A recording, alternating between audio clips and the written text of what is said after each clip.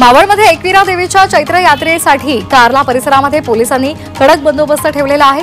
यात्रेसाठी कार्ला परिसरामध्ये राज्यभरातून भक्तांची गर्दी पाहता भाविकांच्या सुरक्षिततेसाठी लोणावळा ग्रामीण चोख पोलीस बंदोबस्त ठेवलेला आहे। सीसीटीव्ही आणि ड्रोनच्या मदतीने कार्ला एकविरा गड या परिसरामध्ये पोलिसांची करडी नजर असेल। लोणावळ्यामधील वागसाईमध्ये भैरवनाथाचा पालखी सोहळा पार पडला। या सोहळ्याला भाविकांची मोठी गर्दी होती। पालखी प्रदक्षिणा पार पडल्यानंतर पालखी मंदिरामध्ये विसवली।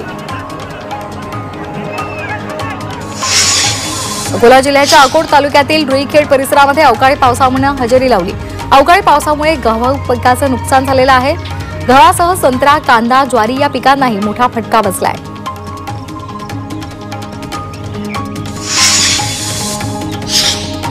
मुंबईसह राज्यभरात बहुतांश ठिकाणी अवकाळी पावसानं हजेरी लावली। राज्यातील हवामान बदलामुळे कमाल तापमानात किंचित घट झाली आहे। त्यामुळे अवकाळीनंतर राज्यात तापमान वाढीचा इशारा देण्यात आलाय।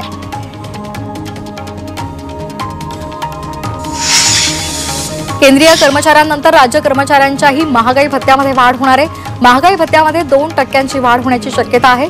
सध्या या कर्मचाऱ्यांना 53% दरानं महागाई भत्ता दिला जातोय।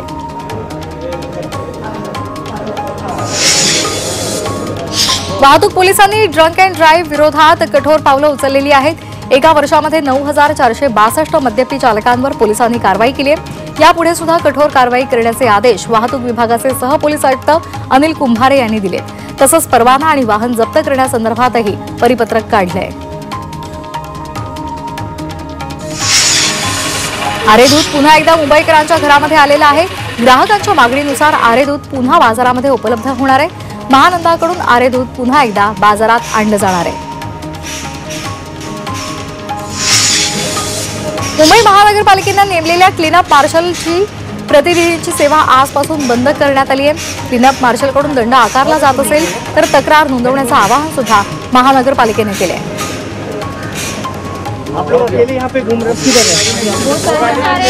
राज्यामध्ये पेट्रोल डिझेलच्या दरामध्ये घसरण झालेली आहे।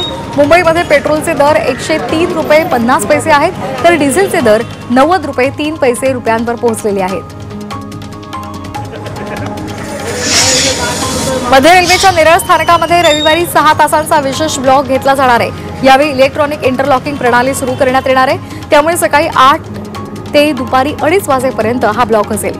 ब्लॉकमुळे 5 मेल एक्सप्रेस कर्जत पनवेल मार्गावरून वळवल्या जाणार आहेत। पुणे विमानतळावरून वर्षभरात 1 कोटीहून अधिक प्रवाशांनी प्रवास केला आहे। विमानतळाचं विस्तारीकरण आणि नवीन टर्मिनलमुळे प्रवाशांची संख्या वाढलेली आहे। गेल्या वर्षीच्या तुलनेत यंदा 10.66% प्रवाशांमध्ये वाढ झाली आहे, तर विमानतळावरून माल वाहतुकीमध्ये 8.85% वाढ झाली आहे। राज्यात प्रीपेड स्मार्ट मीटर लावण्याला विरोध आहे। या प्रकरणी मुंबई उच्च न्यायालयाच्या नागपूर खंडपीठात विदर्भ वीज ग्राहक संघटनेनं याचिका दाखल केली आहे। ही योजना ग्राहकांसाठी अनावश्यक असून राज्यावर आर्थिक बोजा टाकणारी आहे, असा दावा या याचिकेत करण्यात आला आहे। पीपीएफ खातेधारकांना कोणत्याही खर्चाशिवाय नॉमिनीची माहिती आता सहजपणे अपडेट करता येणार आहे। खातेधारकांना 4 नॉमिनी ऍड करता येणार आहे। यामुळे पीएफ खातेधारकांना अधिक सुरक्षितता मिळणार आहे। पीएफ खातेधारकाचा मृत्यू झाल्यास त्याच्या वारसांना पीएफ खात्यातून पैसे काढणं सोपं होणार आहे।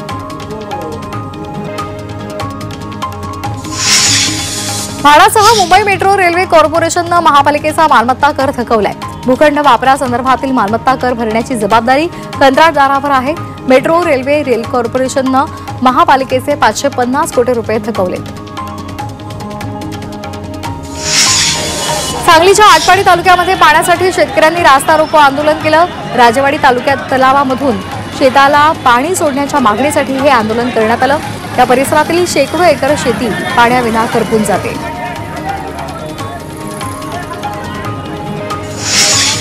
प्रशांत कोरटकरच्या जामीन अर्जावर आज सुनावणी होण्याची शक्यता आहे। दुपारी 2 वाजता कोल्हापूर सत्र न्यायालयामध्ये ही सुनावणी होऊ शकते। दरम्यान कोरटकरचा जेलमधला मुक्काम वाढणार की जामीन मिळणार याकडे लक्ष असणार आहे। छत्रपती शिवाजी महाराजांसंदर्भात आक्षेपार्ह विधान केल्याप्रकरणी कोरटकरचा मुक्काम जेलमध्ये आहे।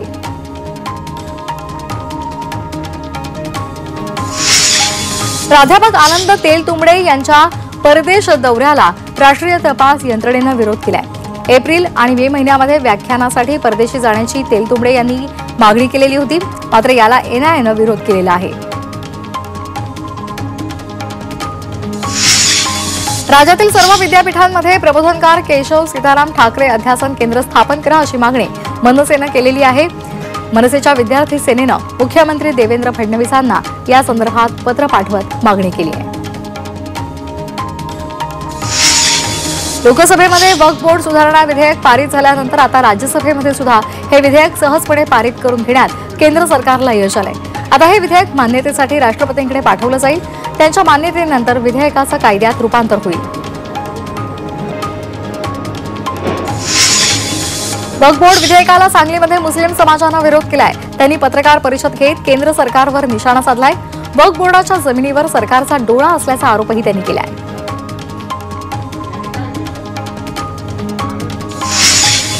नंदुरबार जिल्ह्यामध्ये केळीच्या दरात क्विंटल मागे 800 रुपयांची घसरण झाली आहे. सध्या केळी 1100 ते 1200 रुपये प्रति क्विंटल इतकी आहे. त्यामुळे शेतकऱ्यांना मोठा आर्थिक फटका बसतोय.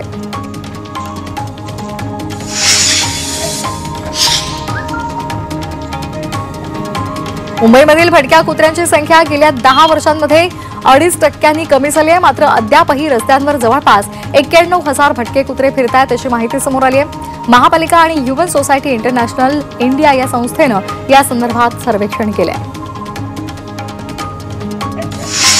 कंपनीच्या ईमेलद्वारे 11 कोटी 34 लाखांची सायबर फसवणूक झाल्याची माहिती समोर आली आहे. या प्रकरणी अवघ्या काही तासांमध्येच 11 कोटी 19 लाख रुपये गोठवण्यात आलेले आहेत.